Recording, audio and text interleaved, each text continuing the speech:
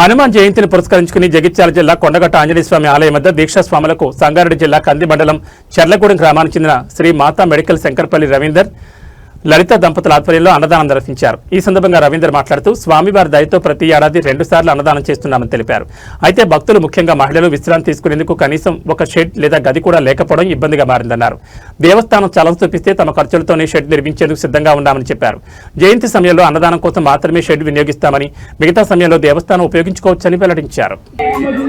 ఈ ప్లేస్ ఏదైతే అడిగినామో ఆ ప్లేస్ మాకు కేటాయించి కొంచెము అంటే మేము వాడుకోమండి. మేము వచ్చినప్పుడే జయంతి రోజు, చిన్న జయంతి, పెద్ద జయంతి రోజు వచ్చినప్పుడే వాడుకుంటాం. మిగతా రోజులో మీ టెంపుల్, మన టెంపుల్ వాళ్ళే వాడుకుంటారండి. మేము వచ్చిన 3 రోజులు మాత్రం మాకు ఇక్కడ పడుకోవడానికి ఇబ్బంది అవుతుంది. లేడీస్ వస్తున్నారు, లేడీస్ 20 మంది 30 మంది లేడీస్ వచ్చినారు. ఆ లేడీస్ ఎక్కడ పండుకుంటారండి? వాళ్ళ మెడలో చైన్లు అవి ఉంటాయి. ముందే రోజులు బాగలేవు. మేము ఎక్కడో ఇక్కడ అడవిలో వండుకోవాలంటే ఎట్లా వండుకుంటాం? కానీ ఒక ప్లేస్ ఇస్తే మేము ఇక్కడ షెడ్ వేసుకొని పర్మనెంట్గా చేయిస్తాం. అదే మిగతా రోజులో మీ టెంపుల్ వాళ్ళే వాడుకుంటాం. మేము వచ్చిన 3 రోజులు మేము వాడుకుంటాము.